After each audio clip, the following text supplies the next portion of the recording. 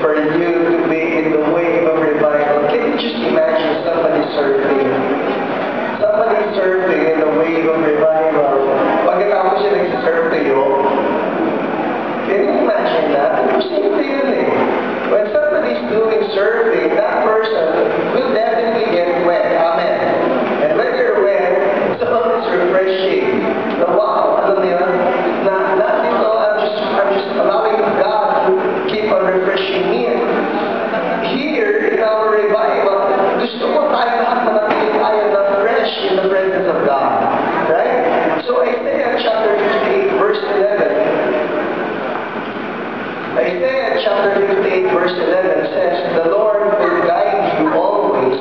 He will satisfy your needs in a sun-scorched land and strengthen your frame. You will be like a well-watered garden, like a spring whose waters never fail." Wow! Tuloy-tuloy, tubig, dumadaloy tayo, hindi ako matutuyo. Sino sa iyo ayaw matuyo?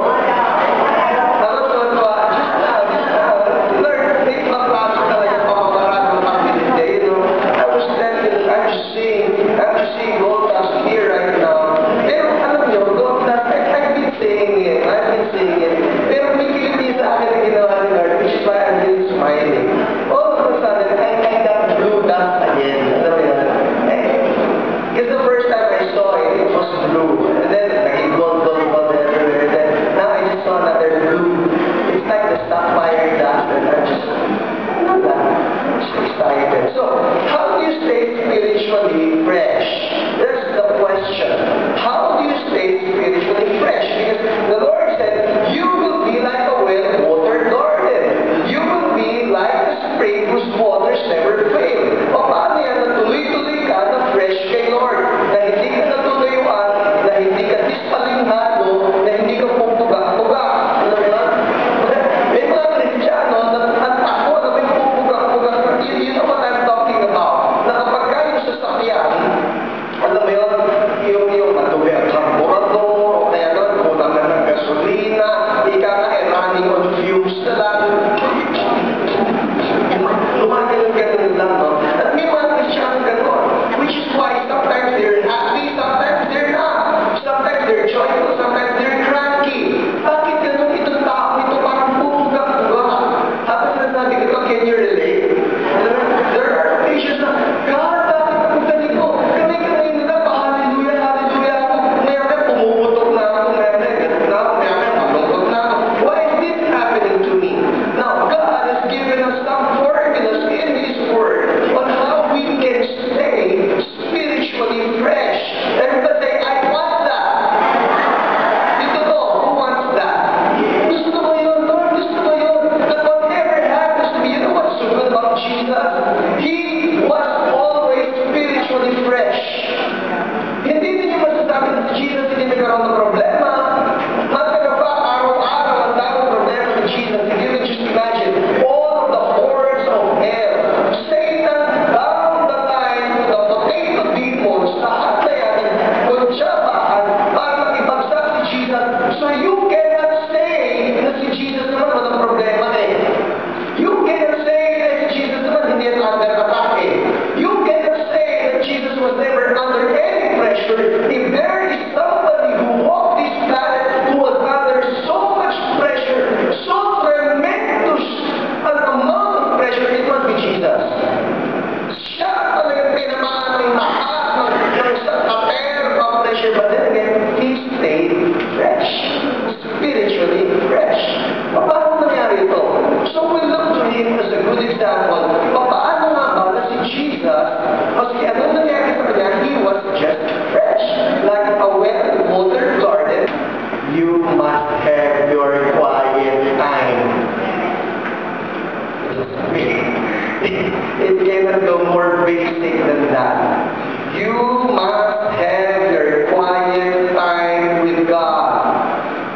You must have your regular quiet time with the Lord. What's the meaning of quiet time? Well, for those who are just new Christians, maaaring hindi pa tayo sanay sa term of quiet time. Pero kung ikaw matagal na Christiano, by now, you must understand what quiet time is. Basically, quiet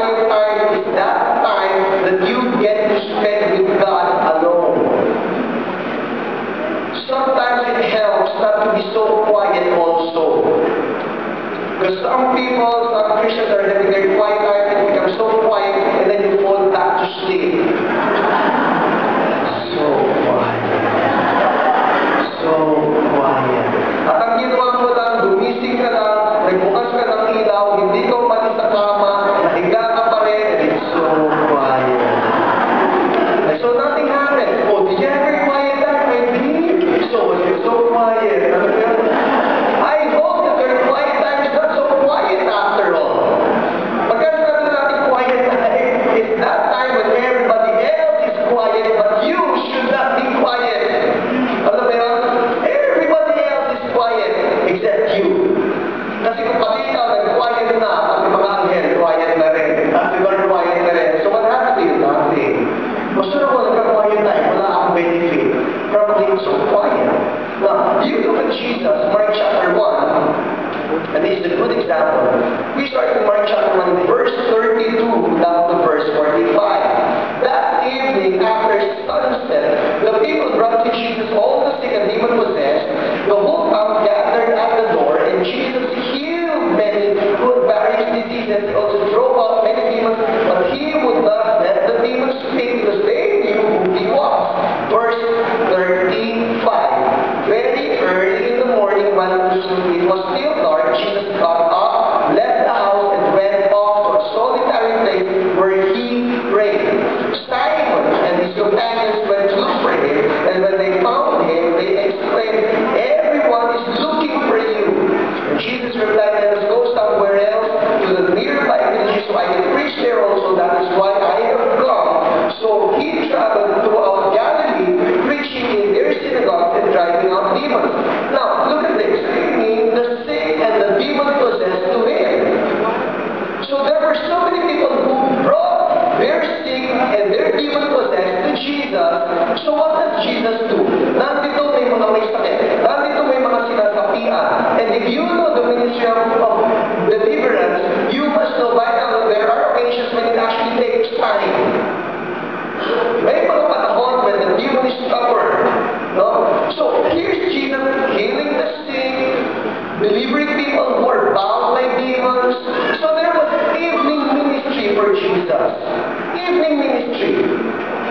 We can assume that after the evening ministry, si Jesus nag-pray sa mga tao, witness sa mga tao, nagbalay sa mga demonyo, pinagaling ang mga sakit, nag-share from the Bible, and after the night ministry, after the evening ministry, I assume Jesus must be tired.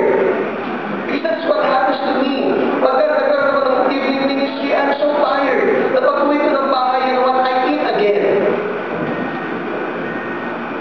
Yeah. Sometimes you do that. When you're tired. Sooner that you get tired than you eat. Diba?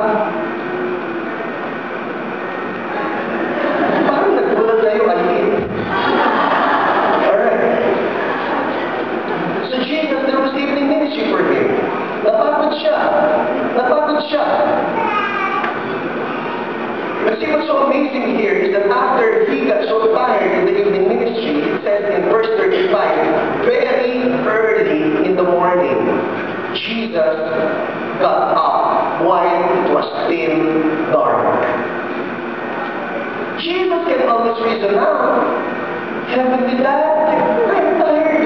Didn't you see me minister last night? I got so tired last night. Hindi pa nakita mo. Demonyo na muli.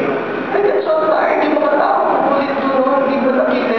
I got so tired because I had to do a Bible study. I got so tired because I prayed for the sick.